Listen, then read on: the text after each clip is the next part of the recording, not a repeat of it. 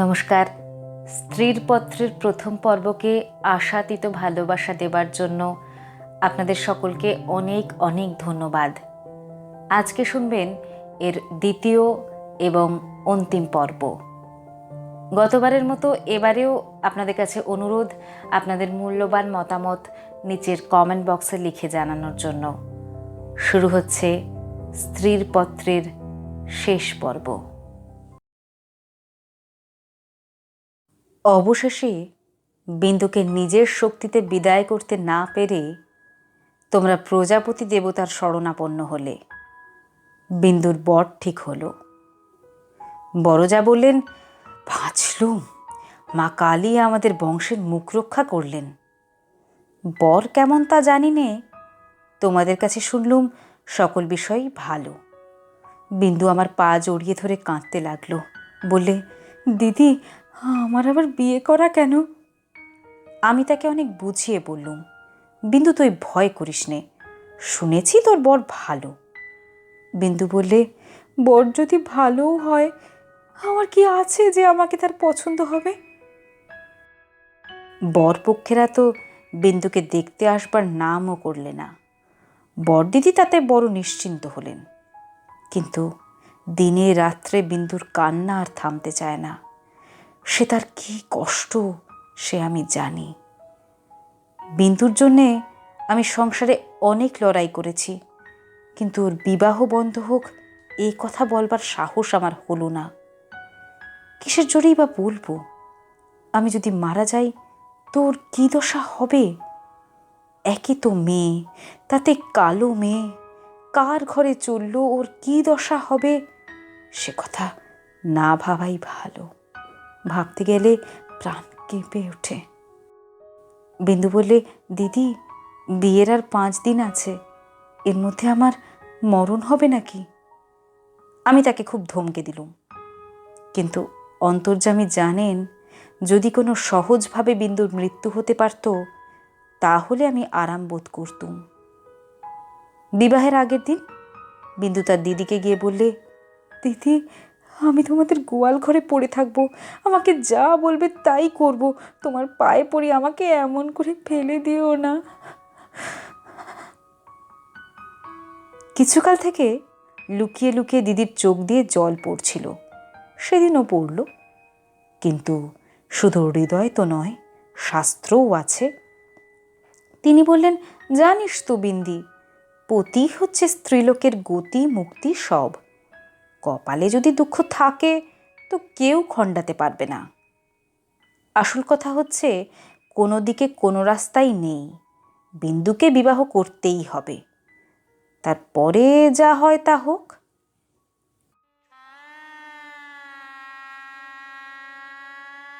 আমি চেয়েছিলুম বিবাহটা যাতে আমাদের বাড়িতেই হয়, কিন্তু তোমরা বলে বসলে বরের বাড়িতেই হওয়া চাই, সেটা তাদের কৌলিক প্রথা।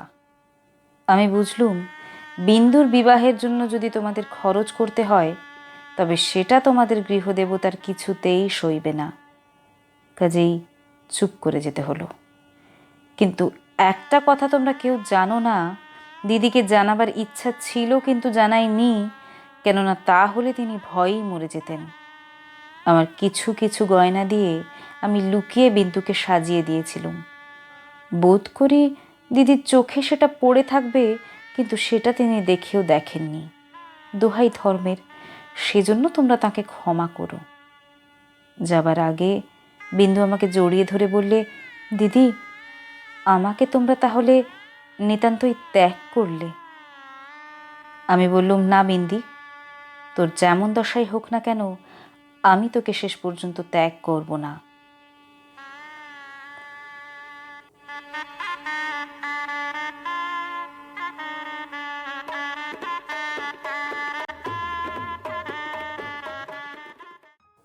তিন দিন গেল। তোমাদের তালুকের প্রজা খাবার জন্য তোমাকে যে ভেড়া দিয়েছিল, তাকে তোমার জঠরাগ্নি থেকে বাঁচিয়ে আমি আমাদের একতলার কয়লার একবার ঘরের এক পাশে বাস করতে দিয়েছিলুম।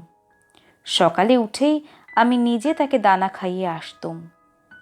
তোমার চাকরদের প্রতি 2-1 দিন নির্ভর করে দেখেছি, তাকে খাওয়ানোর চেয়ে তাকে খাওয়ার প্রতি তাদের বেশি ঝোঁক। সেদিন সকালে সেই ঘরে ঢুকে দেখি বিন্দু এক কোণে জড়োসড়ো হয়ে বসে আছে।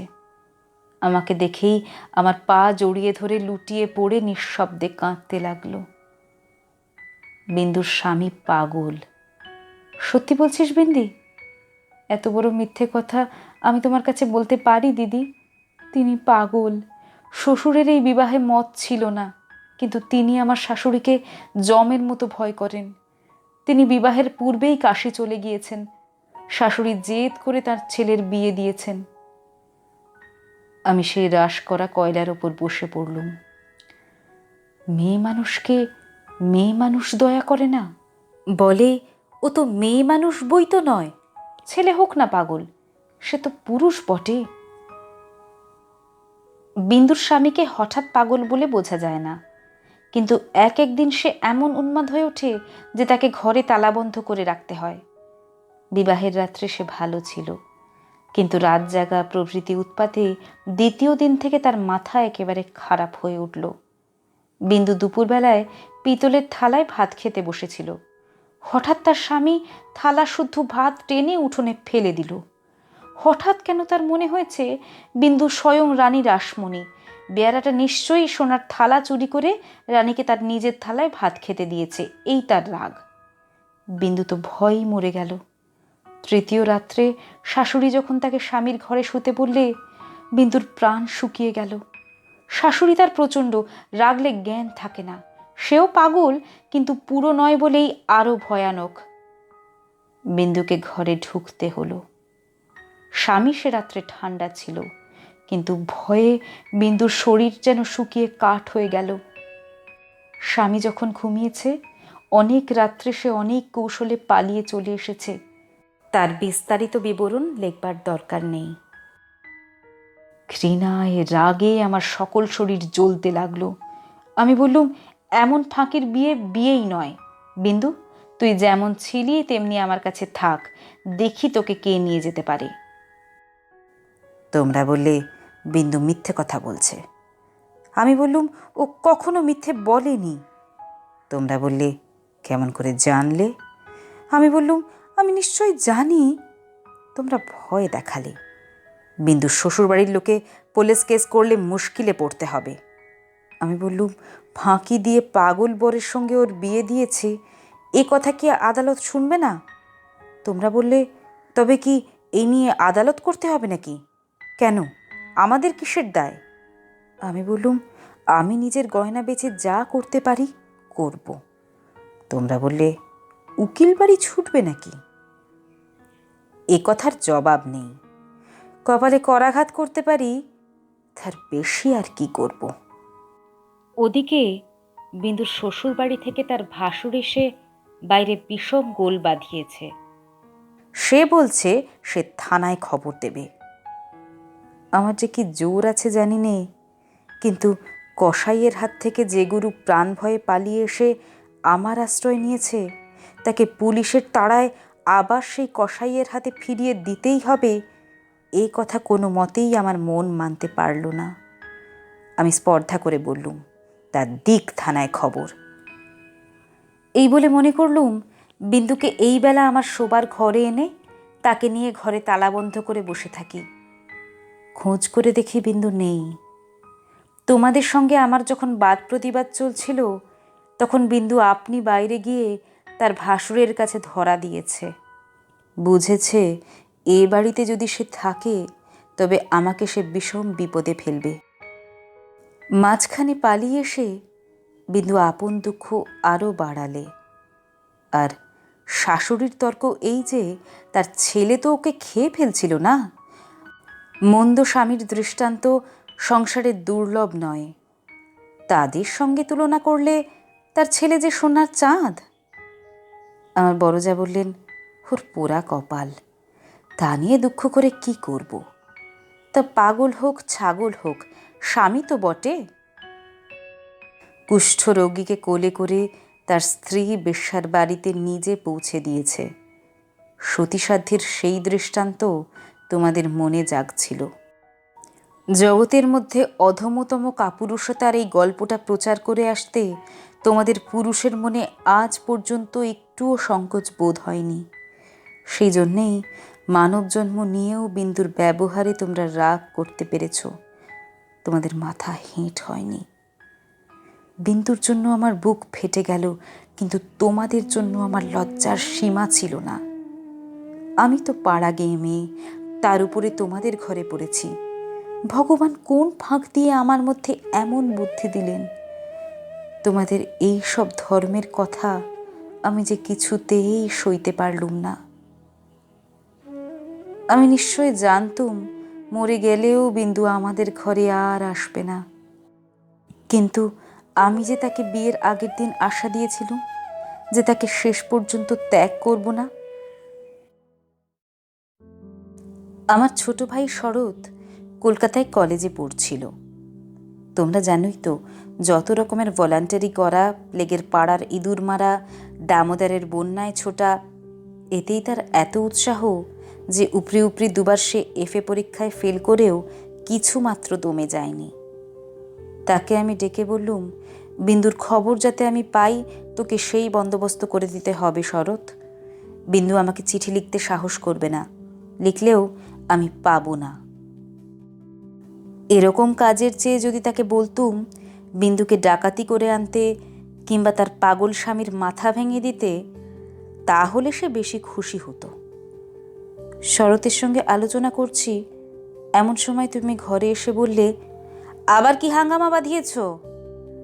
আমি বললুম, সেই যা সব গোড়ায় বাঁধিয়েছিলুম, তোমাদের ঘরে এসেছিলুম, কিন্তু সে তো তোমাদেরই কীর্তি। তুমি জিজ্ঞাসা করলে, বিন্দুকে আবার এনে কোথাও লুকিয়েছ? আমি বললুম, বিন্দু যদি আসতো তাহলে নিশ্চয় এনে লুকিয়ে রাখতুম, কিন্তু সে আসবে না, তোমাদের ভয় নেই। শরৎকে আমার কাছে দেখে তোমার সন্দেহ আরও বেড়ে উঠল। আমি জানতুম শরৎ আমাদের বাড়িতে যাতায়াত করে, এ তোমরা কিছুতেই পছন্দ করতে না। তোমাদের ভয় ছিল ওর পরে পুলিশের দৃষ্টি আছে, কোন দিন ও কোন রাজনৈতিক মামলায় পড়বে তখন তোমাদের শুদ্ধ জড়িয়ে ফেলবে। সেই জন্য আমি ওকে ভাইফোঁটা পর্যন্ত লোক দিয়ে পাঠিয়ে দিতুম, ঘরে ডাকতুম না। তোমাদের কাছে শুনলুম বিন্দু আবার পালিয়েছে, তাই তোমাদের বাড়িতে তার ভাসুর খোঁজ করতে এসেছে। শুনে আমার বুকের মধ্যে শিল বিঁধল। হতভাগিনীর যে কি অসহ্য কষ্ট তা বুঝলুম, অথচ কিছুই করবার রাস্তা নেই। শরৎ খবর নিতে ছুটল। সন্ধ্যার সময় ফিরে এসে আমাকে বলল, বিন্দু তার খুড়তুতো ভাইদের বাড়ি গিয়েছিল, কিন্তু তারা তুমুল রাগ করে তখনই আবার তাকে শ্বশুরবাড়ি পৌঁছে দিয়ে গেছে। এর জন্য তাদের খেসারত এবং গাড়ি ভাড়া দণ্ড যা ঘটেছে, তার ঝাঁজ এখনো তাদের মন থেকে মরে যায়নি। তোমাদের খুড়িমা স্ত্রীক্ষেত্রে তীর্থ করতে যাবেন বলে তোমাদের বাড়িতে এসে উঠেছেন। আমি তোমাদের বললুম, আমিও যাব। আমার হঠাৎ এমন ধর্মে মন হয়েছে দেখে তোমরা এত খুশি হয়ে উঠলে যে কিছুমাত্র আপত্তি করলে না। এ কথাও মনে ছিল যে এখন যদি কলকাতায় থাকি তবে আবার কোন দিন বিন্দুকে নিয়ে ফ্যাসাদ বাঁধিয়ে বসবো, আমাকে নিয়ে বিষম ল্যাঠা। বুধবারে আমার যাবার দিন, রবিবারে সমস্ত ঠিক হলো। আমি শরৎকে ডেকে বললুম, যেমন করে হোক বিন্দুকে বুধবারে পুরী যাবার গাড়িতে তোকে তুলে দিতেই হবে।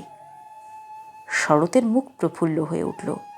সে বললে, ভয় নেই দিদি, আমি তাকে গাড়িতে তুলে দিয়ে পুরী পর্যন্ত চলে যাব, ফাঁকি দিয়ে জগন্নাথ দেখাও হয়ে যাবে। সেদিন সন্ধ্যার সময় শরৎ আবার এলো। তার মুখ দেখেই আমার বুক দমে গেল। আমি বললুম, কি শরৎ, সুবিধা হলো না বুঝি? সে বললে, না। আমি বললুম, রাজি করাতে পারলি নে? সে বললে, আর দরকারও নেই। কাল রাত্রিরে সে কাপড়ে আগুন ধরিয়ে আত্মহত্যা করে মরেছে। বাড়ির যে ভাইপোটার সঙ্গে ভাব করে নিয়েছিলুম তার কাছে খবর পেলুম তোমার নামে সে একটা চিঠি রেখে গিয়েছিল, কিন্তু সে চিঠি ওরা নষ্ট করেছে।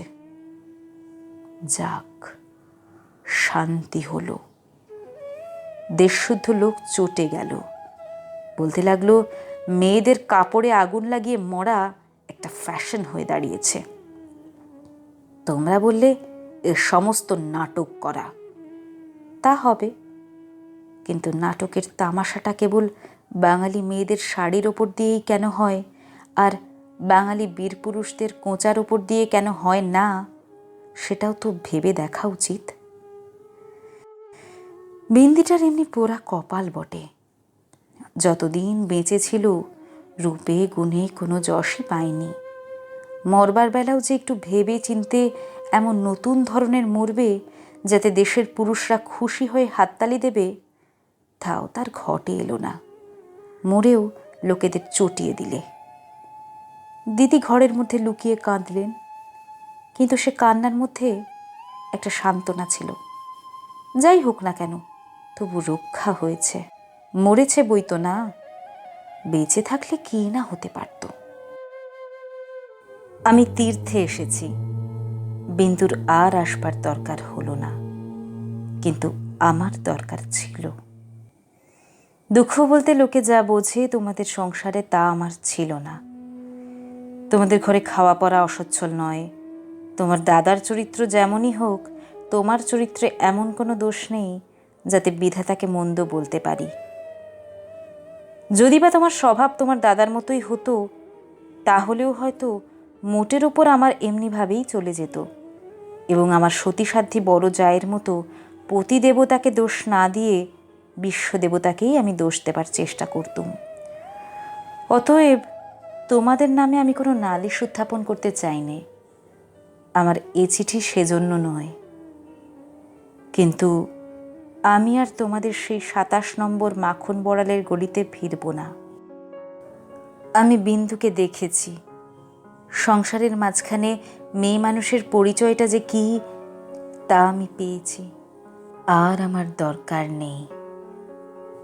তারপরে এও দেখেছি, ও মেয়ে বটে, তবু ভগবান ওকে ত্যাগ করেননি। ওর উপরে তোমাদের যত জোরই থাক না কেন, সে জোরের অন্ত আছে। তোমরাই যে আপন ইচ্ছা মতো আপন দস্তুর দিয়ে ওর জীবনটাকে চিরকাল পায়ের তলায় চেপে রেখে দেবে, তোমাদের পা এত লম্বা নয়। মৃত্যু তোমাদের চেয়ে বড়। সেই মৃত্যুর মধ্যে সে মহান। সেখানে বিন্দু কেবল বাঙালি মেয়ে নয়, কেবল খুড়তুতো ভাইয়ের বোন নয়, কেবল অপরিচিত পাগল স্বামীর প্রবঞ্চিত স্ত্রী নয়, সেখানে সে অনন্ত। সে মৃত্যুর বাঁশি এই বালিকার ভাঙা হৃদয়ের ভিতর দিয়ে আমার জীবনের যমুনা পারে যেদিন বাজল, সেদিন প্রথমটা আমার বুকের মধ্যে যেন বান বিঁধল। বিধাতাকে জিজ্ঞাসা করলুম, জগতের মধ্যে যা কিছু সবচেয়ে তুচ্ছ, তাই সবচেয়ে কঠিন কেন? এই গলির মধ্যেকার চারিদিকে প্রাচীর তোলা নিরানন্দের অতি সামান্য বুদবুদটা এমন ভয়ঙ্কর বাঁধা কেন? তোমার বিশ্বজগৎ তার 6 ঋতুর সুধাপাত্র হাতে করে যেমন করেই ডাক দিক না কেন, এক মুহূর্তের জন্য কেন আমি এই অন্দরমহলটার এইটুকু মাত্র চৌকাঠ পেরোতে পারিনি? তোমার এমন ভুবনে আমার এমন জীবন নিয়ে কেন ওই অতি তুচ্ছ ইট কাঠের আড়ালটার মধ্যেই আমাকে তিলে তিলে মরতেই হবে? কত তুচ্ছ আমার এই প্রতিদিনের জীবনযাত্রা, কত তুচ্ছ এর সমস্ত বাঁধা নিয়ম, বাঁধা অভ্যাস, বাঁধা বুলি, এর সমস্ত বাঁধা মার। কিন্তু শেষ পর্যন্ত সেই দীনতার নাগ পাশ বন্ধনেরই হবে জিত, আর হার হলো তোমার নিজের সৃষ্টি ওই আনন্দলোকের। কিন্তু মৃত্যুর বাঁশি বাজতে লাগলো। কোথায় রে রাজমিস্ত্রির গড়া দেওয়াল, কোথায় রে তোমাদের ঘোরো আইন দিয়ে গড়া কাঁটার বেড়া? কোন দুঃখে কোন অপমানে মানুষকে বন্দি করে রেখে দিতে পারে? হয়তো মৃত্যুর হাতে জীবনের জয় পতাকা উড়ছে। ওরে মেজ বউ, ভয় নেই তোর। তোর মেজ বউয়ের খোলস ছিন্ন হতে 1 নিমেষও লাগে না। তোমাদের গলিকে আর আমি ভয় করি নে।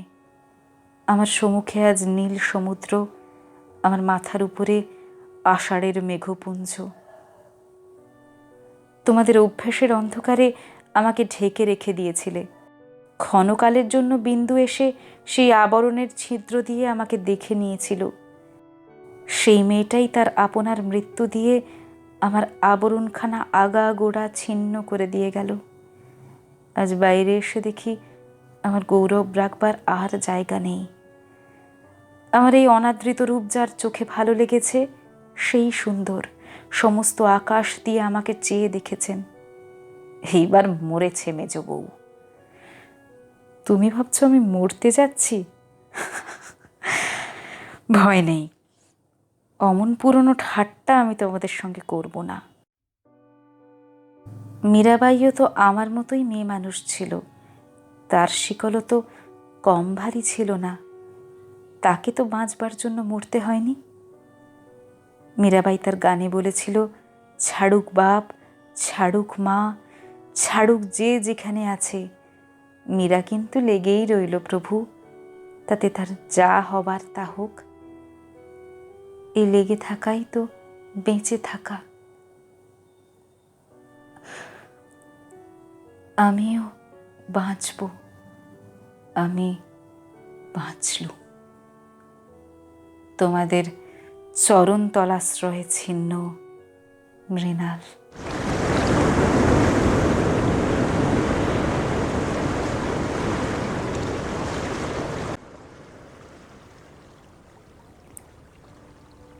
আপনারা শুনছিলেন রবীন্দ্রনাথ ঠাকুরের স্ত্রীর পত্র। কেমন লাগলো অবশ্যই জানাবেন, এবং এরকমই কোনো গল্প শুনতে চাইলে সেটাও নিচের কমেন্ট বক্সে লিখে জানাবেন। নমস্কার।